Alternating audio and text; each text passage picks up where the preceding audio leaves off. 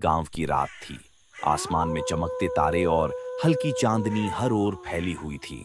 गांव की संकरी पगडंडी के किनारे एक छोटा सा ठेला खड़ा था। वहां पास ही एक पेड़ के नीचे धुआं उठ रहा था और ठेले से आती बर्गर की खुशबू हवा में फैल रही थी। ठेले पर बैठा आदमी घने अंधेरे में लिपटा हुआ था। उसका चेहरा साफ दिखाई नहीं दे रहा था। गांव में लोग अक्सर कहते थे कि रात में यहां मत आना, यह ठेला साधारण नहीं है। लेकिन फिर भी कुछ लोग अपनी किस्मत आजमाने चले ही आते थे। क्या यह ठेला सच में भूतिया था या सिर्फ लोगों के डर की कहानी? रहीम और उसके दोस्त गांव के मेले से लौट रहे थे। रात काफी हो चुकी थी और रास्ता सुनसान था। दोस्तों ने हंसी में कहा, चलो उस बर्गर वाले के पास चलते हैं, देखते हैं वह क्या भूतिया बर्गर बनाता है। रहीम ने जवाब दिया, अरे ये सब गांव की बातें हैं, बस डराने के लिए फैलाई गई हैं। चलो आज हम खुद उसे आजमा कर देखते हैं। और वे सब उस ठेले की ओर बढ़ गए।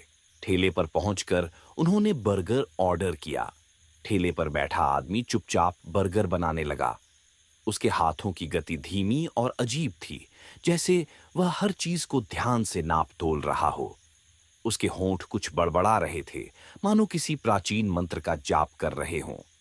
रहीम के दोस्तों को यह सब मजाक सा लगा, लेकिन रहीम को भीतर से कुछ असहज महसूस हो रहा था।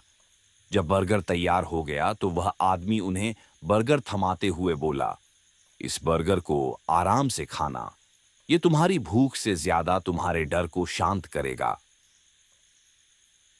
हंसी मजाक के बीच उन्होंने बर्गर खाना शुरू किया, लेकिन जैसे ही उन्होंने पहला निवाला लिया, हर एक के मन में अजीब अजीब खौफनाक दृश्य तैरने लगे। कोई अपनी सबसे डरावनी यादों में खो गया, तो किसी के अंदर की दबी हुई इच्छाएं जाग उठीं। रहीम की आंखों के सामने अचानक वही पगडंडी और वही ठेला दिखाई देने लगे। लेकिन इस बार वह बर्गर वाला इंसान नहीं, बल्कि एक भयानक भूत बन गया था। वह भूत धीरे धीरे उसकी ओर बढ़ रहा था, और जैसे ही वह पास आया, राहिम की आंखें खुल गईं।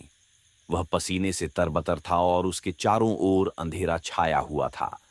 रहीम ने जब खुद को संभाला तो देखा कि ठेला गायब हो चुका था और उसके दोस्त जमीन पर गिरे पड़े थे।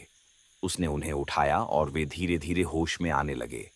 सब कुछ जैसे एक डरावने सपने जैसा था, लेकिन वह हकीकत थी। वे बिना कुछ कहे वहां से भाग खड़े हुए और फिर कभी उस पगडंडी की तरफ मुड़कर नहीं देखा। लेकिन उस रात के बाद रहीम के सपनों में वह बर्गर वाला लगातार आता रहा और उसे याद दिलाता रहा कि उसकी भूख कभी खत्म नहीं होगी।